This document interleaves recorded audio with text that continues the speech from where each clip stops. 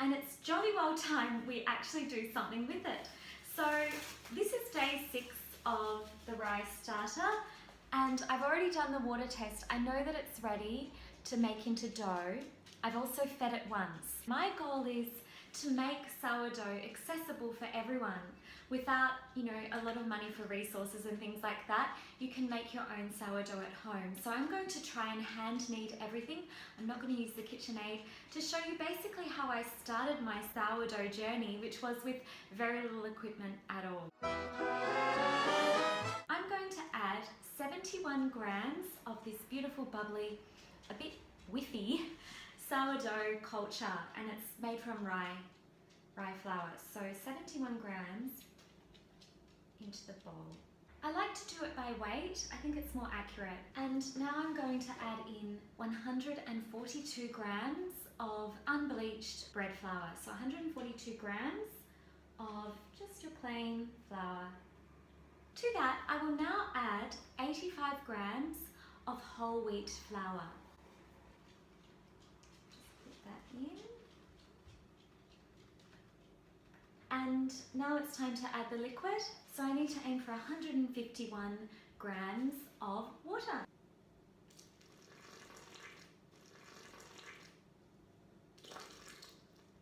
Go slow with the water, it's really easy to overshoot it.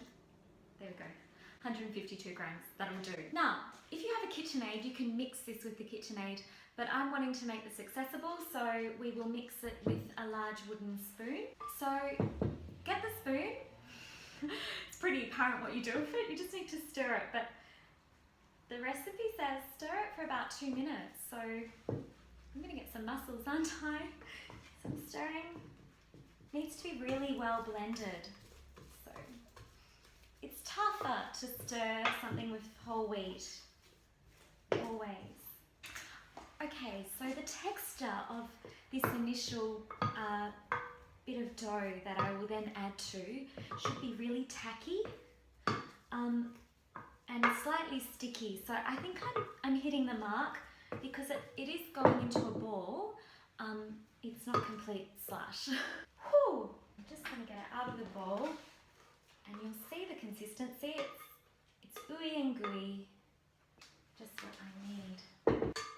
So now you need to knead it lightly, just for 30 seconds. So just check your flour, you might need a little bit more. So I'm going to do a knead for 30 seconds. Watch how I shape the ball. I turn it over on itself, and I'm always doing this circular motion inwards to the center to increase elasticity.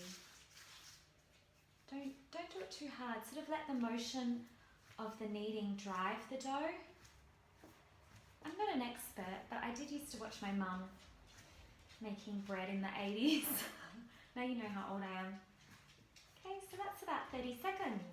And I've got a lovely little mound of Levain. This initial ball of starter needs to be added in a bowl. Just put it with a little bit of oil at the base.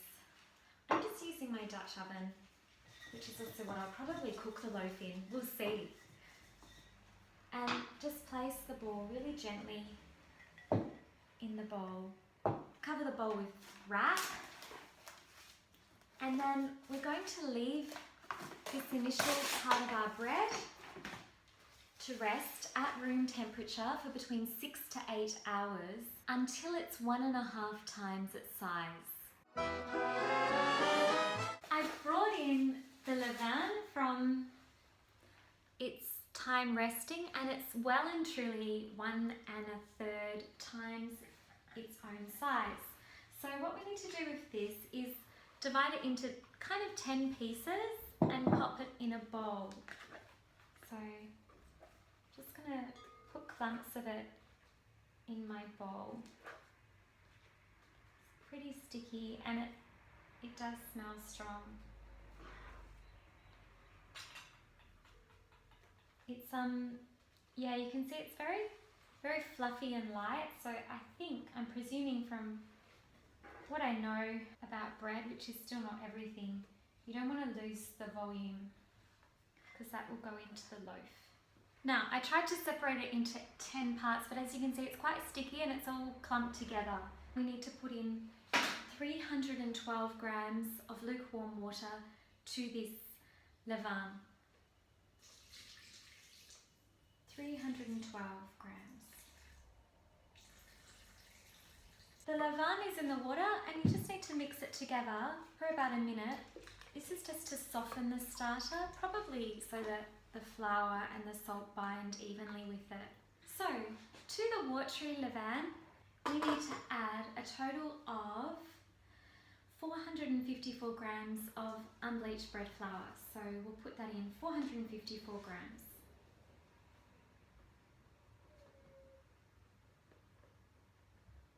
Good. And now I'll also add in 17 grams of salt.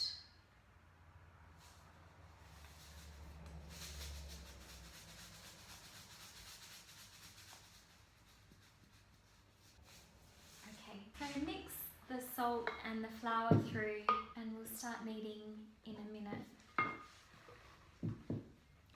Sometimes it's actually easier to mix in all your flour and dry ingredients if you're not using a KitchenAid.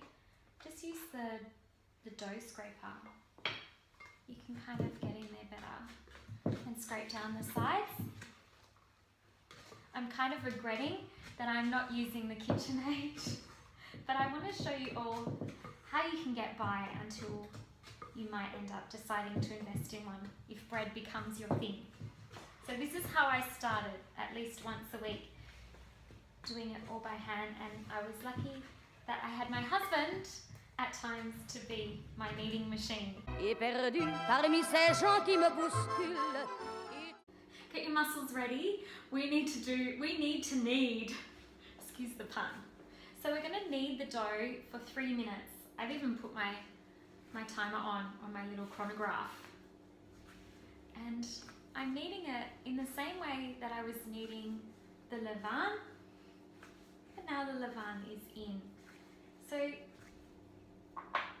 I always try and do what my mum says in most things in life, and like I said in the last video, you always want a little less flour than what the recipe calls for. So I'm a little bit under, and I'm just trying to keep the dough really moist. What I really like about this recipe, which, I mean, it's the first time I've tried it, so let's hope it works, but what I really am liking is that it's fluffy and puffy already, although I haven't done too much to it other than just leave it to sit. So that starter grew. Unlike my other recipes, you don't leave the starter to grow.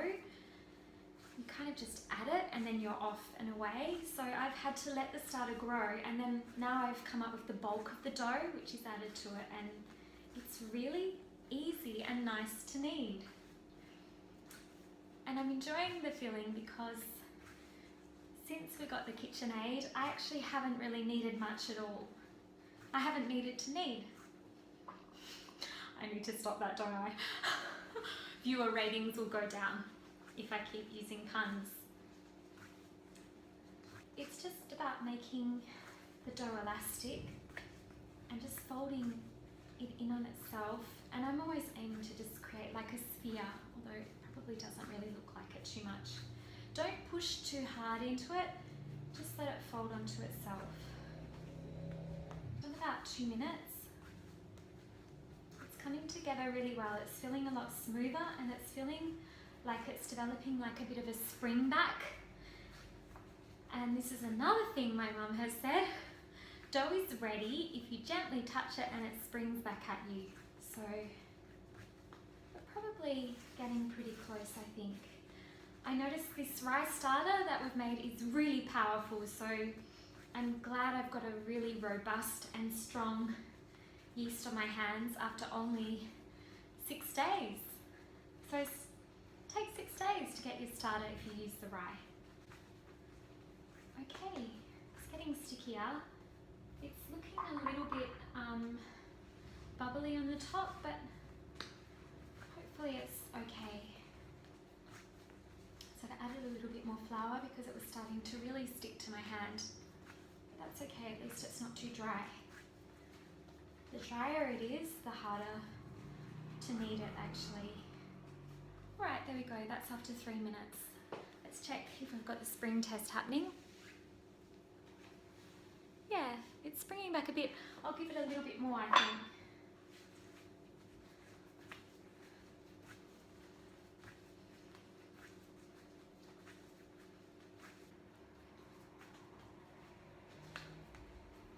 Okay. Now I'll do it again. Yeah, it's feeling much more elastic. I think it's ready for the next little rest. Once you finish that first knead, you just need to leave the dough sitting uncovered. That seems really unheard of, but let it sit uncovered for 10 minutes. Now we are going to do what is called the stretch and fold technique, and we need to do it several times. So pick up the dough from the bench, pop it in a bowl, and then with lightly oiled hands, what you're going to do is get the dough from underneath, and you just need to lift it like this up on itself so that it stretches. Okay, so you stretch it outwards and then you fold it back on the dough. Turn the bowl around, you might need to re-oil your fingers, and then you're going to do it from the other side. So we're pulling from the other end and we're stretching it out.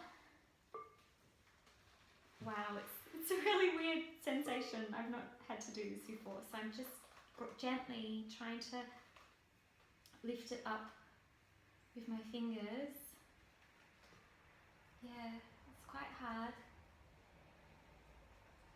But what they say this does is it makes the dough firmer without having to have a lot of knead time. And now we're going to go over on itself and we're tucking it into a ball.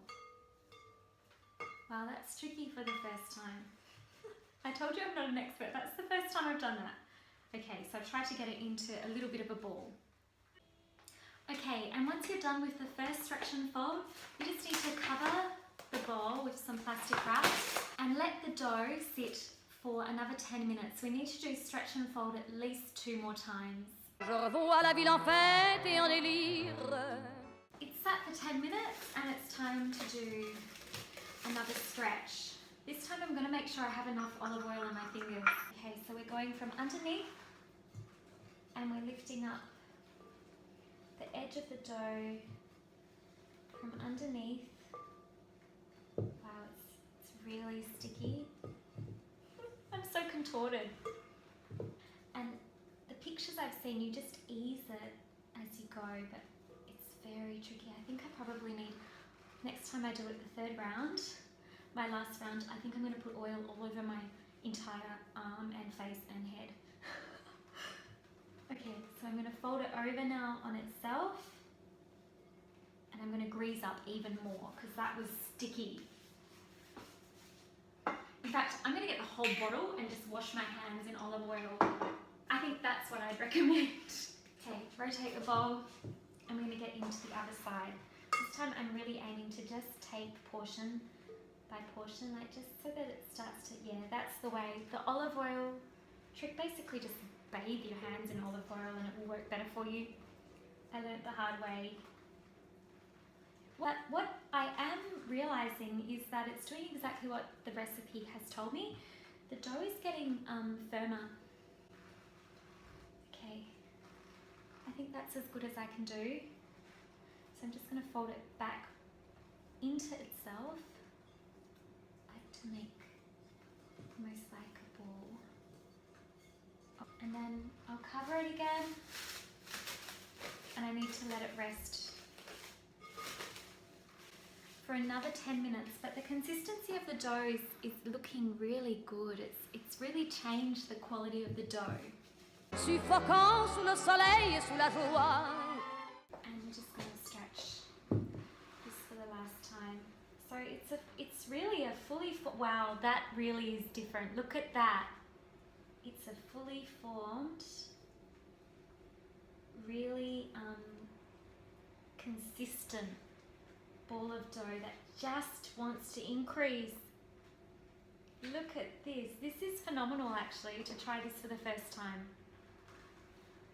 And you know, It's beautiful dough without a machine, and it hasn't, what's taken the time is actually just leaving it to sit. But if you're home, you know, working from home or something, it's something that you can definitely do other things around. So today I was working from home, editing student clinical reports, and I was also having a singing lesson and working a bit on my website, answering emails. I got a lot done today, and I've made a lot of bread. I've actually I've filmed 3 videos today, so it hasn't just been this baby. So you can get other things going at the same time. Okay, so that is how it should look. Look at this. This is phenomenal. Wow. And then we fold it over on itself. So just the fingers, what I'm doing with my fingers, I'm kind of just going like that. Yeah, a little bit like how I pat my Yorkie under the chin. Okay, so I'm trying not to tear it. Ah, that was one thing I haven't mentioned. The recipe I'm referring to says, take care you don't tear it. I've just got one tear, so I needed to be a bit more gentle. It is getting a little bit thin there, but I think at the end of the day, I have to probably put it backwards against the bench top. Okay, now what I'm going to do is pop it back in, and I've got to kind of just make it into a ball. Now, if you were cheating and using commercial yeast, you would kind of almost be ready to start baking, but because this is all natural, wild, homegrown yeast from rye flour that was made over the last 6 days, I've got to cover this and leave it out on the bench for 2 hours before I place it in the refrigerator overnight. So I'm now going to show you the dough just before it goes on the bench to sit, and it's beautiful to touch. And it smells really different from what my regular sourdough would smell like. It just sort of feels more real and rustic.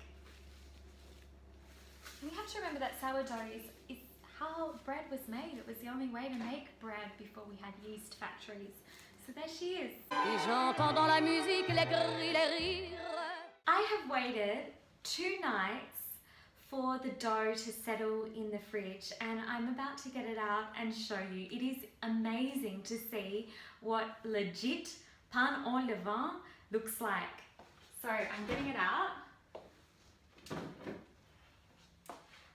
And the recipe said that the dough doesn't really rise more when it's in the refrigerator, but what it does is it just allows the dough to develop a lot more flavour. And what I'm looking at is that it's also developed a lot more air. Can you see the bubbles? They're really good. So you pull it out of the fridge and you want to just leave it on the bench for 2 hours before you shape it. So the next little bit, I'll turn it out and I'll start shaping it into the shape, which I haven't yet decided. I'll probably do one really large loaf, I think. This thing is going to take a good 4 hours before it gets anywhere near my oven. I've waited about 4 hours. I probably should have waited a little less, but the dough's been out and it's really voluminous. And you can probably see that it's quite aerated. So now what I'm going to do is just turn it out onto a lightly floured mat, or just on your bench top would work for you, I'm sure. So just turn it out lightly, and we need to shape it now. So just scrape it out of the bowl if you need to. You can probably see how fluffy and puffy it has become.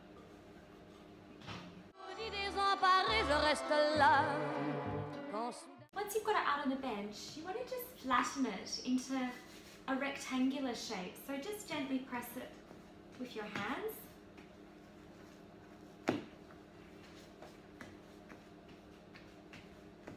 Into a rectangle. It doesn't need to be a perfect rectangle. I should have mentioned I am doing it in a batard. So I have my little proving basket, lightly floured, and this is what it's going to go into. So I just have to shape it so it's going to fit, and I'm not always great at getting the right length, and I hate it if it's looking too short in the basket. So I'm just comparing against the length, and hopefully that's going to work. So then once you've rolled it flat, it's quite a sticky dough, just bring up one side and fold it to the middle. So we're folding the edge of one side to the middle, and then I'm sealing that lightly with the heel of my hand. So that's made a seam down the half of the dough that I have. Then I'm going to do exactly the same thing from this side. So bringing up this edge and sealing it across at the middle. Okay, so I've got like this sort of starting to look like a panini or something. Now what I need to do is fold one length over on the other to bring it to the other side. But I'm feeling like the dough is incredibly sticky. So we'll just do that. And this then is creating a seam down there along the edge. I'm just going to go for the flour. It's really moist along one side. It may be a little bit too damp, I think.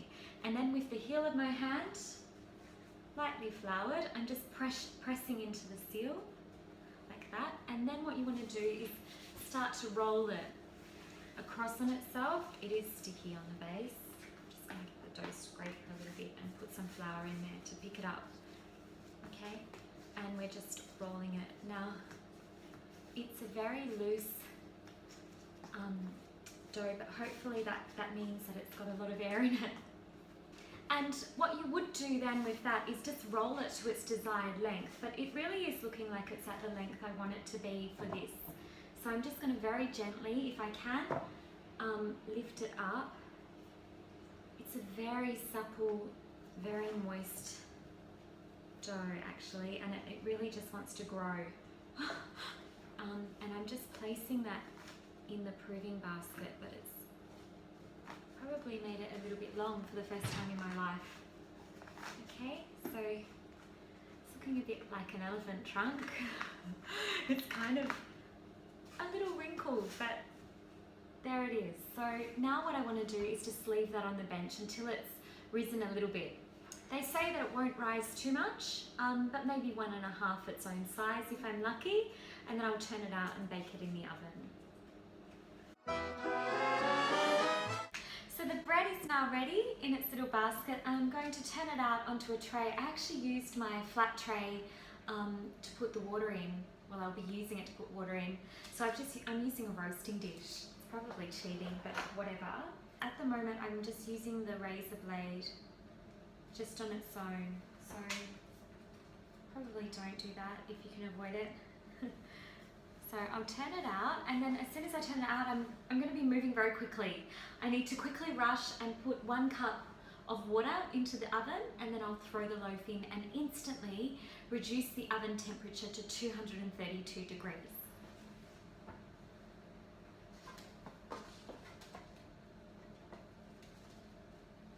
Let's see how it goes. I'm just going to do 3 long slices. 1, 2, 3. So quite simple. You'll see that the dough went a little funny at one end. I'll bring it around that way as I got it out of the basket, but I think it will still be okay. Now I'm going to quickly throw water into the oven. You'll hear the sound of it.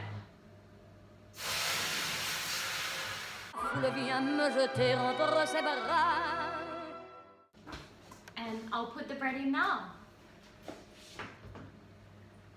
Once you put your bread in, you just need to cook it for 12 minutes and then you'll flip the tray around. I'll leave details in the recipe so you can follow it.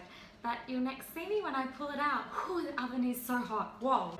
Emportés par la foule qui nous traîne, nous And here it is.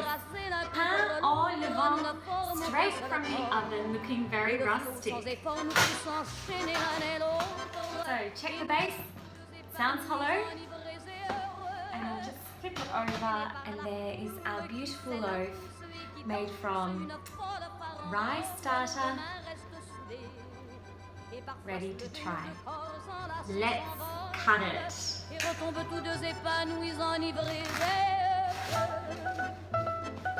Still piping hot.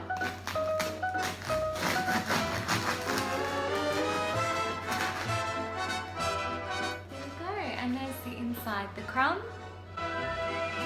Et la joie que l'a poussée par son sourire me transperce et rejaillit au fond de moi. The crust is incredibly crunchy. I could almost break a tooth. And it smells delicious. You should give it a try. Traîné par la foule qui s'élance et qui danse une folle farandole, je suis emporté au loin. Et je crispe mes poings maudissant la foule qui me vole, l'homme qu'elle m'avait donné que je n'ai jamais